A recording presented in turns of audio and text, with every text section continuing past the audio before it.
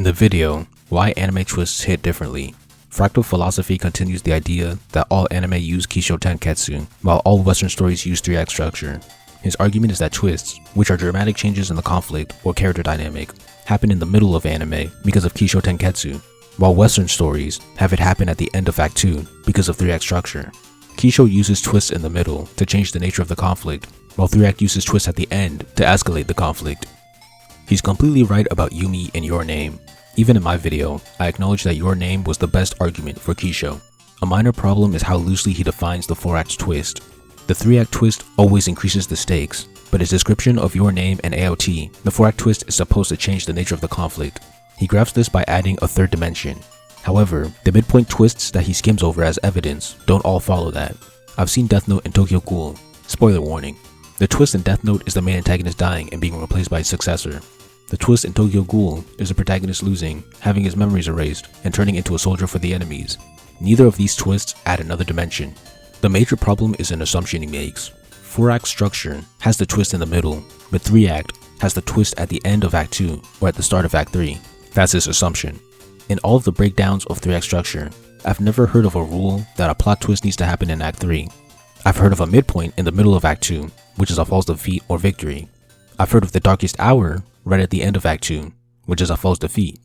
But a plot twist at the end of Act 2? I've never heard of that rule, and I've seen multiple variations of 3-act structure.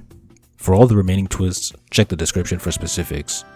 There are Western 3-act stories that fit the end twist. Iron Man 1 does this.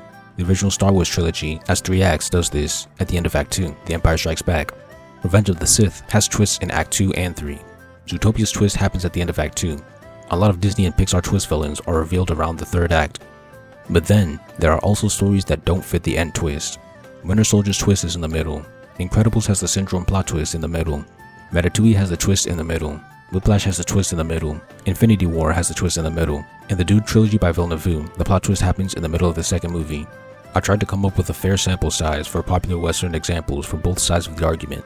This sample, coupled with the fact that I've never heard of 3-act screenwriters giving this advice, leads me to believe that this isn't an actual rule of 3-act structure. It's more like a coincidental trend, unlike 4-act structure, where the twist is one of the key steps. He says AOT seasons can be viewed as 4-act structure. While I agree that the twist that happens halfway and recontextualizes the story is best explained by 4-act, I also believe that the overarching story can be analyzed well by 3-act structure. Act 1 and 2 are basically the same. The midpoint twist comes after the false victory against the Marleyans. Then the 3rd act starts with the rumbling, escalating conflict before the end. This late game twist that escalates the conflict can be applied to the overarching plots of anime like Demon Slayer, My Hero, Naruto, Magi, and Code Geass. Furthermore, he says that each season on its own can be broken down further into 4 acts. I explained in my previous Kisho video how 3 acts worked better for seasons 1 and 2 of AOT. The same is probably true for seasons 3 and 4. Overall, this is a good video that increases my respect for kishotenketsu, but it also reinforces the problem that supporters of this act structure run into when comparing it to the Western counterpart. In order to argue for the usefulness of Kisho, they have to ignore the fact that 3-act is often as useful, if not better, when applied to a kishotenketsu story. However, the reverse is not true. Using kishotenketsu on a 3-act story usually doesn't work. This calls the usefulness of Kisho into question, but it also results in them generalizing all Eastern stories as following Kisho when a lot of them fit into 3-act structure just as well.